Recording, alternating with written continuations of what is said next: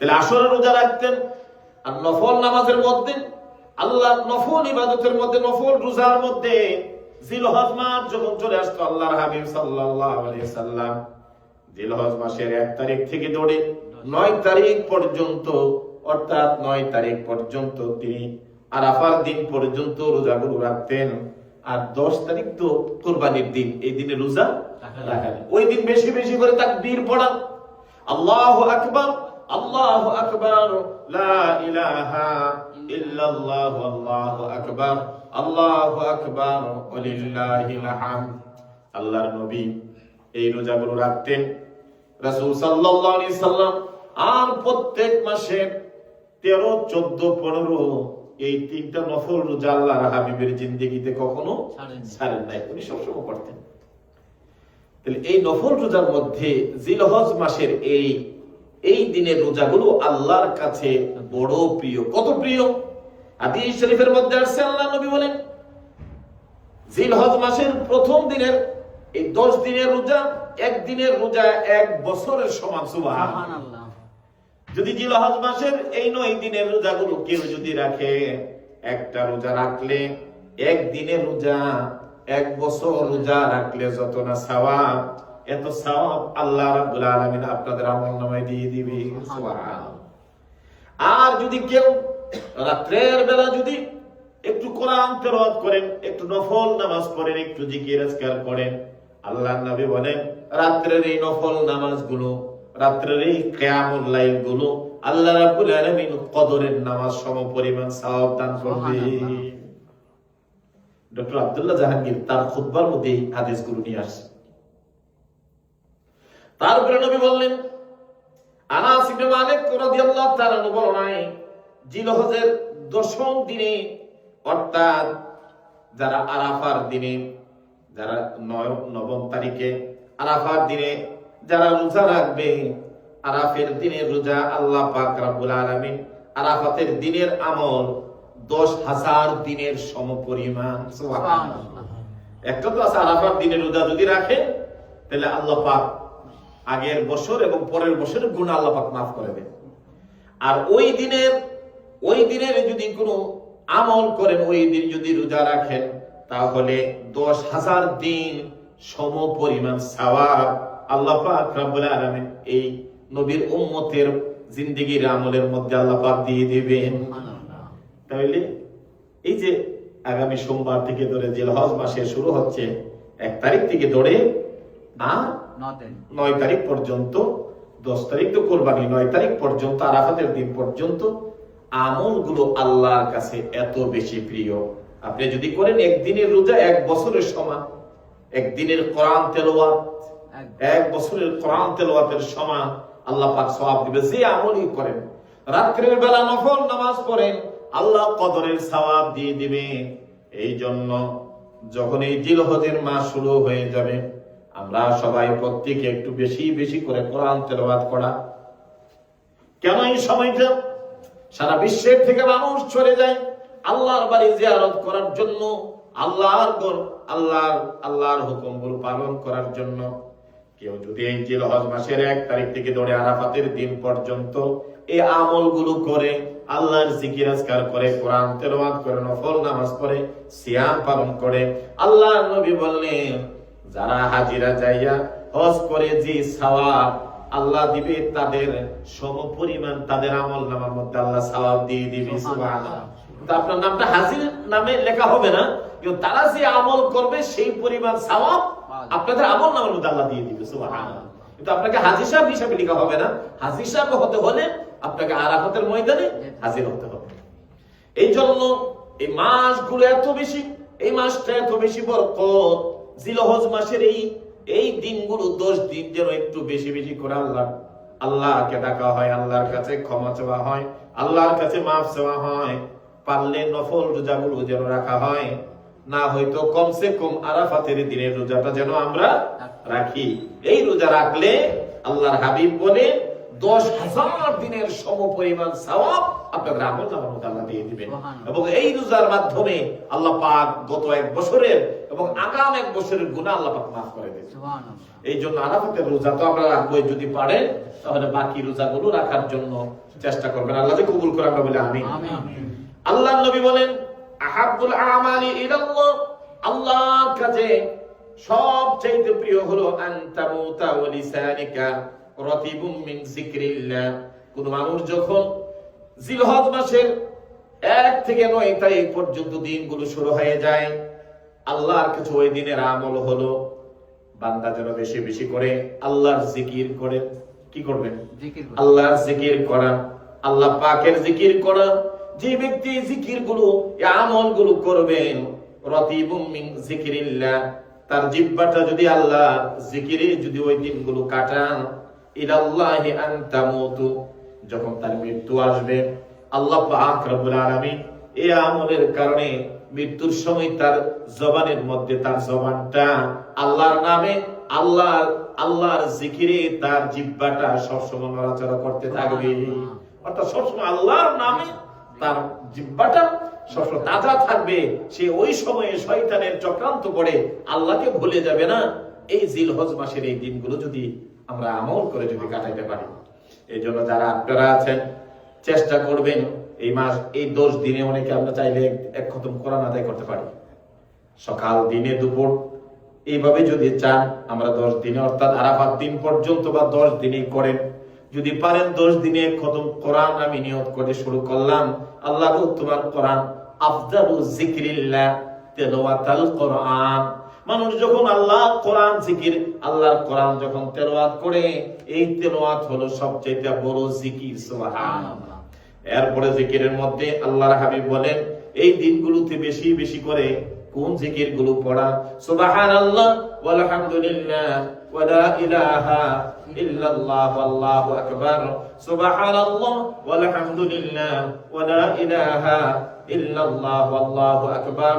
লা হাওলা ওয়া লা কুওয়াতা ইল্লা বিল্লাহিল আলিয়্যিল আযীম।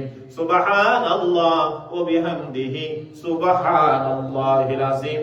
এই তাসবিহগুলো পড়বেন, কাজ করবেন, কাজের ফাঁকে ফাঁকে এই তাসবিহগুলো পড়বেন। সকালবেলা উঠে 1000, রাত্রের বিকাল বেলা 1000, দুপুর বেলা 1000। যেখানে একবারই পড়তেন না, এইভাবে একটা রেশনুম করে ফেলেন, আমি সকালবেলা ফজরের নামাজের পর 1000 বার আল্লাহর এই তাসবিহগুলো পড়বো, দুপুর বেলা পড়বো, রাত্রে ঘুমানোর আগে পড়বো। যেহেতু এই রাত্রগুলোর ফজিলত আল্লাহর হাবিব এত বেশি বলেছেন, একদিনের রোজা ইবাদত, একদিনের ফজিলত হলো আপনার 10 দিন রোজার মধ্যে একদিনের রোজার হলো 1 বছরের সমান। এর চাইতে বড় নিয়ামত আর কি হতে পারে? তো কাজেই আমরা যদি এই দিনগুলো কোরআন তেলাওয়াত এবং আল্লাহর জিকির আজকার, আল্লাহর ইবাদতের মাধ্যমে যেন কাটাইতে পারি, আল্লাহ যে তৌফিক এনায়েত করে আমরা বলি আমিন। তারপর আপনাদেরকে নিয়ে গত জুমা আমরা সেই হযরত ইব্রাহিম আলাইহিস সালাতু সালাম, হযরত ইসমাঈল আলাইহিস সালাতু সালামের কথাগুলো কোরআন থেকে আপনাদেরকে নিয়ে বলছিলাম। প্রথমেই কথাগুলো বলার উদ্দেশ্য হলো আমরা যেন জিলহজ মাসের ফজিলত থেকে যেন আমরা যেন বঞ্চিত না হয়। আমরা যারা শুনেছি এবং আমাদের আত্মীয় স্বজন, আমাদের ছেলে মেয়ে, তাদেরকে বলবো আমরা যেন এই দিনগুলো যেন আল্লাহর ইবাদতে আমরা যেন সময়গুলো কাটাতে পারি। আল্লাহ যে তৌফিক এনায়েত করেন বলি আমিন।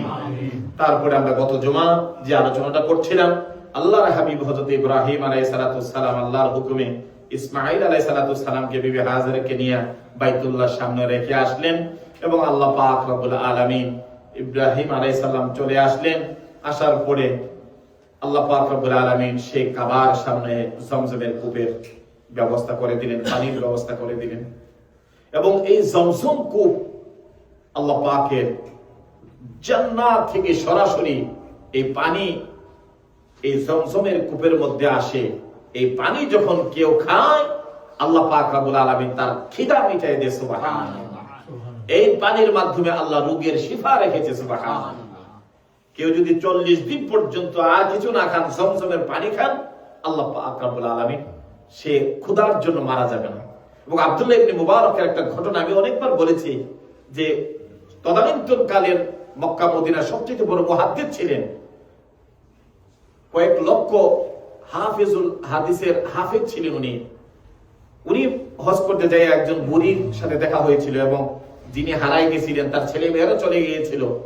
দীর্ঘদিন পরে ওনার সাথে যখন কথা বলছিলেন, একটা আরবি ভাষার মধ্যে কোরআনের আয়াত দিয়ে দিয়ে তারা দীর্ঘক্ষণ কথা বলছিলেন।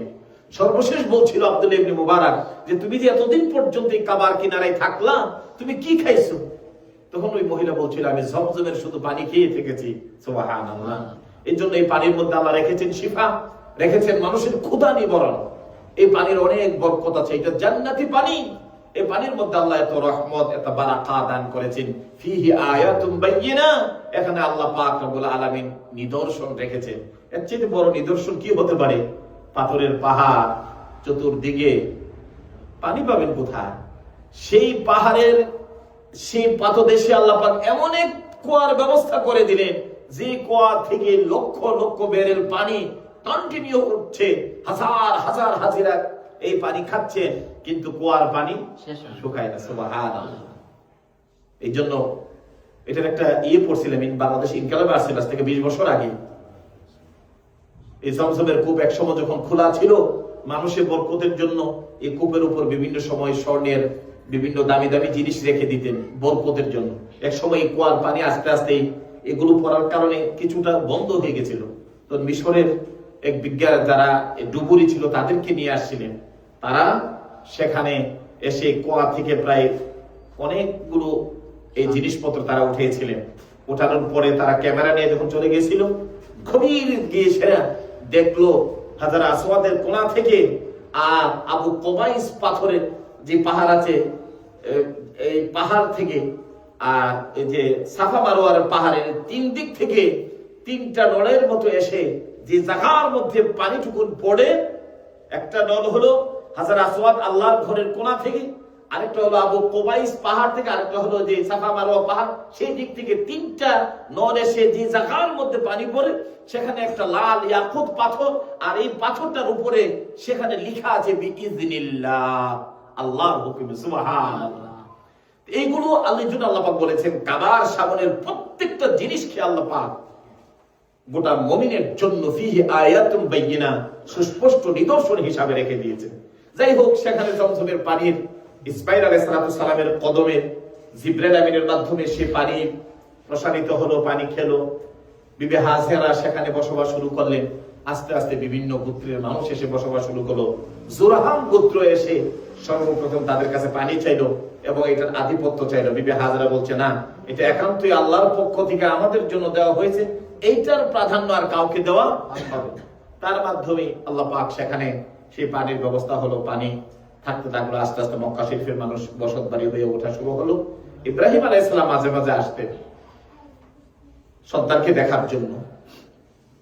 শেষ পর্যন্ত ছেলে যখন ইসমাঈল আলাইহিস সালাম যখন বড় হয়ে গেলেন, ইসমাঈল আলাইহিস সালাম যখন একটু বড় হলেন, কত বছর তাফসীরের মধ্যে আসছে ওনার বয়স যখন 13 বছর। যখন 13 বছর হলে তো মোটামুটি বুঝে, কথাবার্তা বুঝে, বাবার আচার আচরণ বুঝে। 13 বছর যখন হয়ে গেল, তখন হযরতে ইব্রাহিম আলাইহিস সালাম উনি স্বপ্ন দেখলেন। ফালাম্মা বালাগা মাআহু সা'য়া ক্বালা ইয়া বুনাইয়া ইন্নী আরা ফিল মানামি আন্নী আযবাহুকা। ফালাম্মা বালাগা মাআহু সা'য়া, যখন ছেলে মেয়েরা মা বাবার সাথে চলাফেরা করতে পারে, চলতে পারে, এই জন্য সা'য়া শব্দটা কোরআনুল কারীমের মধ্যে আল্লাহ পাক দিয়েছেন। যখন বাবার সাথে হাত ধরে ধরে ছেলেরা যখন বাবার সাথে যায়, বাবার সাথে যখন হাটে বাজারে যায়, চলতে পারে, এই জন্য আল্লাহ রাব্বুল আলামিন এই সা'য়া শব্দটা ব্যবহার করেছেন। ফালাম্মা বালাগা মাআহু সা'য়া, যখন ইব্রাহিম আলাইহিস সালামের কলিজার টুকরা সন্তান ইসমাঈল যখন ওনার সাথে চলাফেরা করতে পারে, যখন ওনার বয়স যখন 13 বছর পৌঁছলো, আল্লাহ রাব্বুল আলামিন ইব্রাহিম নবীকে স্বপ্ন দেখাইলেন, ও ইব্রাহিম, তুমি তোমার সবচাইতে আদরের জিনিসটা, সবচাইতে ভালোবাসার জিনিসটুকু তুমি আল্লাহর রাস্তায় কুরবানি করো।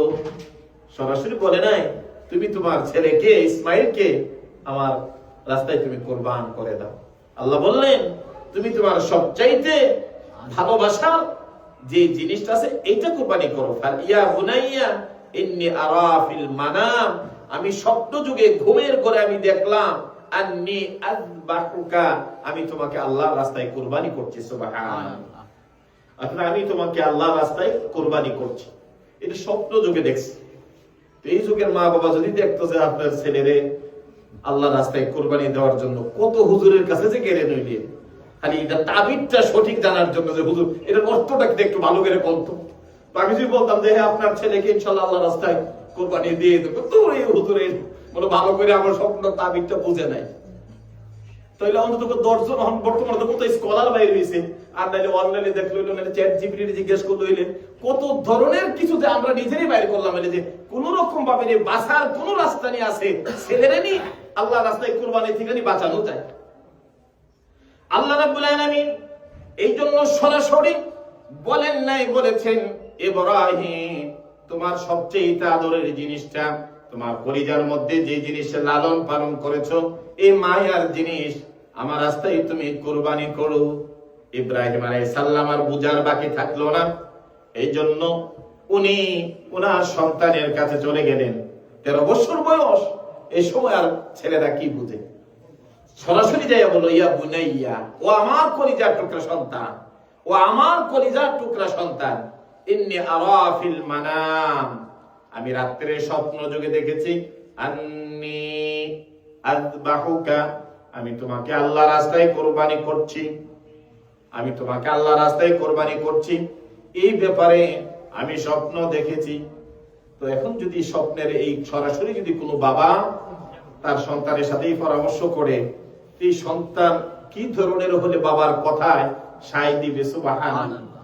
আল্লাহ রাস্তায় কোরবানি করে দাও আর নিজে কোরবানি হয়ে যাওয়া। আল্লাহ রাস্তায় কত বিশাল ব্যাপার না? তো যেমন বাবা তেমন তার সন্তান। সুবহানাল্লাহ। আল্লাহ নবী ইসমাঈল আলাইহিস সালাম বললেন, বাবা তুমি যদি এই স্বপ্নই যদি দেখে থাকো, ফানজুর মাজা তারা, আমি যে স্বপ্নটা দেখলাম প্রথম অবস্থায় তোমার সাথে আমি পরামর্শ করে নিলাম, এই পরামর্শের দ্বারা তোমার কি অভিমত আছে আমাকে জানাও, তোমার মনের মধ্যে কি চিন্তা আছে আমাকে বলো, তোমার মনের কথাগুলো বলো, তারপরে আমি সিদ্ধান্ত নেব আমি কি করব। অর্থাৎ ইব্রাহিম আলাইহিস সালাম জানতে চাইলেন তার কলিজার টুকরা সন্তান, উনি তো নবী, আল্লাহ যতগুলো পরীক্ষা করেছেন উনি সবগুলো আদায় করেছেন। আজকে সন্তানকে আল্লাহ রাস্তায় কোরবানি করতে যাইয়া ইব্রাহিম আলাইহিস সালাম এবং তার ইসমাইলের মধ্যে কি ঘটে এইটা আল্লাহ দেখতে চান। ইসমাইলও বাবার প্রতি তার কতটা ভালোবাসা, বাবার কথা কতটুকুন রাখে, বাবার এই হুকুমকে কতটা সে আননিমেন করে, কতটা মন থেকে গ্রহণ করে, এটাও তো বাবা দেখার বিষয়। এই জন্য ইব্রাহিম আলাইহিস সালাম বললেন, ফানজুর মাজা তারা, এই যে স্বপ্নটা দেখলাম এই ব্যাপারে তোমার কি অভিমত, তোমার অভিমতের উপরে আমি পরবর্তীতে আমি আমার রায়টা পেশ করব। যেমন বাবা তেমন সন্তান।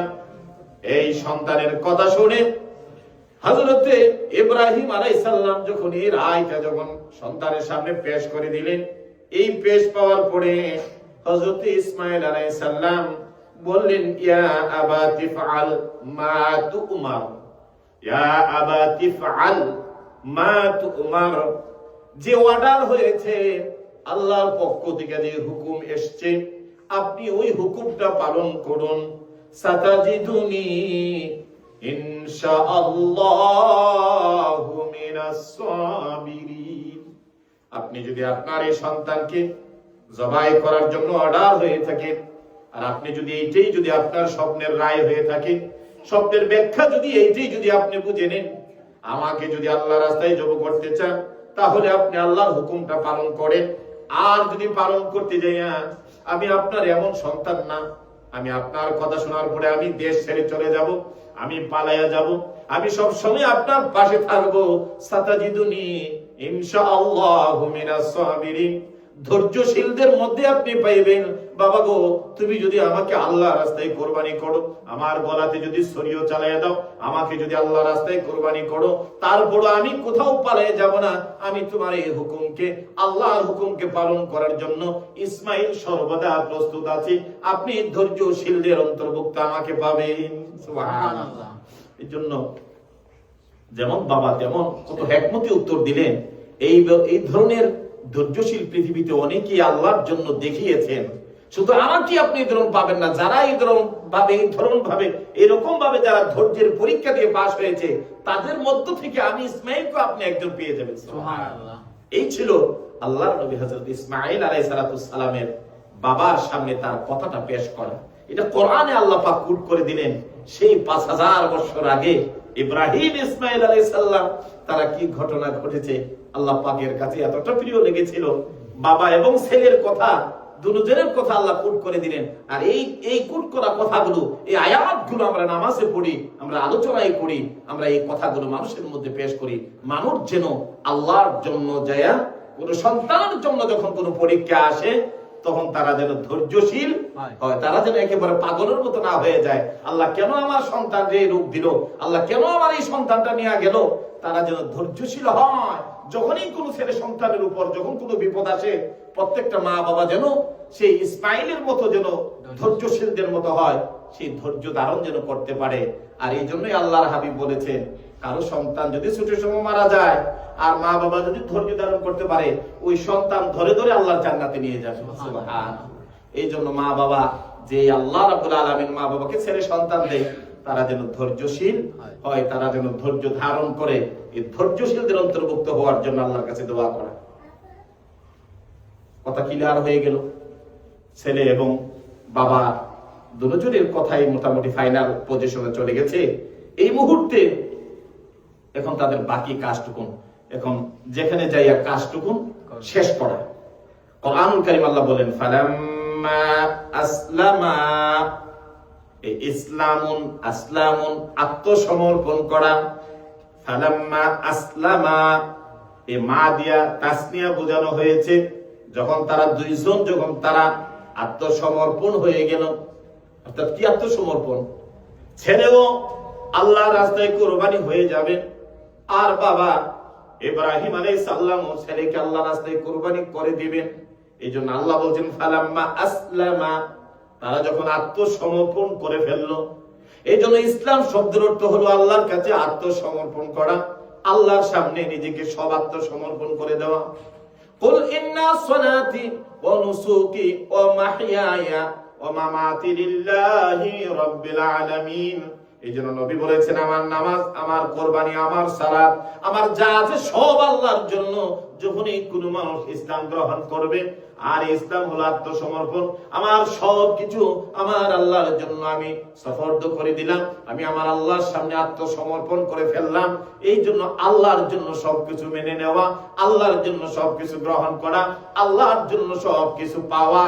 এই কথা যখন মুমিন চিন্তা করে চলে, তখন আল্লাহ রাব্বুল আলামিন মুমিনের জীবন দুনিয়া আখিরাতকে আল্লাহ সুন্দর করে দেয়। হযরত ইব্রাহিম আলাইহিস সালাম ফালাম্মা আসলামা, তারা দুইজন আত্মসমর্পণ হয়ে গেল। এবার ইসমাঈল বললেন, বাবা তুমি প্রস্তুতি হয়ে যাও, আমি রেডি। এবং ইব্রাহিম আলাইহিস সালাম বললেন, সন্তান রে, আমিও তো তলোয়ার নিয়ে রেডি, আমিও আল্লাহর রাস্তায় কুরবানি করব। রওনা হয়ে যাবেন। এবার মিনার প্রান্তরে, যারা হজ করতে যান, মিনার যে তাবু আছে, সেই মিনার হজের সময় তো দেখা যায় না, মিনার থেকে কাছাকাছি পাথর মারতে গেলে হাতের বা দিকে আমরা দেখেছিলাম, যখন গাড়ি দিয়ে যায় তখন একটা উঁচু জায়গার মধ্যে আজও একটা পিলার করে রেখে দিয়েছেন, যেখানে হযরত ইব্রাহিম আলাইহিস সালাম ইসমাঈলকে নিয়ে যে জায়গাতে কুরবানি করছে, তার আশেপাশেই এখনো কুরবানিগুলো হয় হজের সময় মিনার প্রান্তরে। হযরত ইব্রাহিম আলাইহিস সালাম তার পরিবার টুকরা সন্তান ইসমাঈলকে নিয়ে রওনা হয়ে গেলেন। কই যাবেন? মিনারে খালি মাঠে যাইয়া আল্লাহর রাস্তায় কুরবানি করবে। রওনা হয়ে গেলেন। এমন সময় একটু পরে পরে শয়তান এসে ইব্রাহিম আলাইহিস সালামকে ধোঁকা দেয়, ইসমাঈলকে বিভিন্ন ভাবে কথা বলে। এই কথাগুলো যখন ইব্রাহিম আলাইহিস সালামের কানে গেল, আর উনি যখন বুঝতে পারলেন শয়তান লেগে গেছে আমাদের আল্লাহর এই কাজের মাঝখানে বাধা হয়ে, তখন উনি নিয়ে ওই যে পাথর নিয়ে তিনবারে কি করলেন? পাথর মারলেন। এই জন্য হাজিরা যায় সেরা এই মিনার প্রান্তরে তখন পাথর মারে। এই যে তিনবার পাথর মারলেন, এই তিনবারের কার্যক্রম আমার আল্লাহ এত বেশি প্রিয় হলো, হাজীদের এই কার্যক্রমের মধ্যে এই পাথর মারাটা আল্লাহ পাক আল্লাহ অ্যাকসেপ্ট করে নিলেন। এই জন্য কিয়ামত পর্যন্ত হাজীরা সেখানে যেয়া পাথর মারে শয়তানকে। কই ইব্রাহিম আলাইহিস সালাম ছেলেকে নিয়ে রওনা হইলেন, কি পাথর মারছিলেন আর আল্লাহর কাছে। এই জন্য আল্লাহর নবী বলেছেন সমস্ত ইবাদতের মধ্যে খুলুসিয়াত এবং সবচাইতে বেশি হলো এই হজ এবং কোরবানির মাধ্যমে আল্লাহ পাক রব্বুল আলামিন বান্দার খুলুসিয়াতটা বেশি কবুল করেন এবং দেখেন। এই জন্য আমার ভাইরা সবগুলো কাজ ইব্রাহিম আলাইহিস সালাম তার খুলুসিয়াতের সাথে করার কারণে আল্লাহর কাছে এত প্রিয় ছিল যে কিয়ামত পর্যন্ত আল্লাহ পাক রব্বুল আলামিন এই হুকুমগুলো রেখে দিয়েছেন মুমিন বিশ্ব মুসলিম উম্মার জন্য। সুবহানাল্লাহ। তো ইব্রাহিম আলাইহিস সালাম আবার পাথর মেরে শেষ পর্যন্ত তিনবার পাথর মেরে উনি চলে গেলেন মিনার প্রান্তরে। মিনার প্রান্তরে গিয়ে হাজির হলেন। হওয়ার পরে বিভিন্ন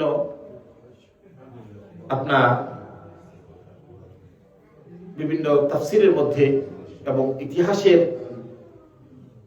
সিরাতে নববিয়ার মধ্যে বিভিন্ন কিতাবের মধ্যে তাদের যাওয়ার পরে যে ঘটনাগুলো খুব সুন্দরভাবে উপস্থাপনা করেছেন।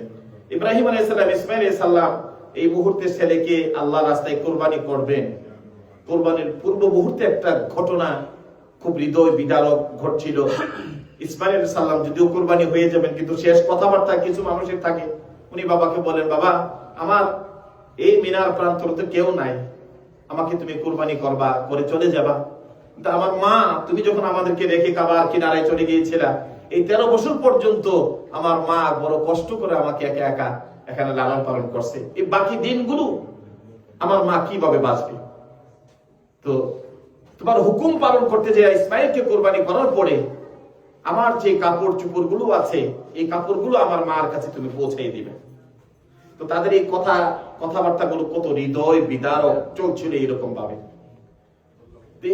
হযরত ইব্রাহিম আলাইহিস সালাম ভাবলেন এখানে তো কথাবার্তা বলে যদি একটু আবেগ প্রবণ হয়ে যায়, আর যদি এখানে কুরবানিটা করতে দেরি হয়ে যায়, আমার আল্লাহ নিয়ে আমার কুরবানি কবুল না করে। বলছে, বাবা ঠিক আছে, তোমার সবকিছু করবো, চলো আমরা আগে আল্লাহর কাজটা শেষ করে নেই। সুবহানাল্লাহ। আল্লাহর নবী হযরত ইব্রাহিম আলাইহিস সালাম সন্তানকে শোয়াই দিলেন। শোয়াই দেওয়ার পরে উনি কয়েকবার সন্তানের চেহারার দিকে তাকাইলেন এবং উনি ওয়াতাল্লাহু লিল জামিন, ওনাকে শোয়াই দেওয়া হলো। উনি উপর হয়ে শুইলেন। শোয়ার কারণে ইব্রাহিম আলাইহিস সালাম তলোয়ার চালাবেন। এই তলোয়ার চালাতে যাইয়া তারপরে তো বাবা সন্তানের প্রতি তো মহাব্বত আসবে, কিন্তু ইব্রাহিম আলাইহিস সালামের কোনো মহাব্বত আর কাজে আসলো না। উনি তলোয়ার নিয়ে ইসমাঈল আলাইহিস সালামের গলার ভিতরে শুরু করে দিলেন কুরবানির কাজ। সুবহানাল্লাহ। ইসমাঈল আলাইহিস সালাম দেখলো তলোয়ার দিয়ে চালাচ্ছে, কিন্তু গলা তো কাটে না। সুবহানাল্লাহ। কঠিন কথা, কেউ নেই। তখন ইসমাঈল আলাইহিস সালাম ভাবলেন হয়তোবা উনি আমার এই মহাব্বতে পইরা মনে হয় আমাকে উনি ছুরি চালাইতে পারতেছে না, আমার মনে হয় এখানে অন্য কিছু করা দরকার। উনি উঠে দাঁড়ায় গেলেন, বললেন, বাবা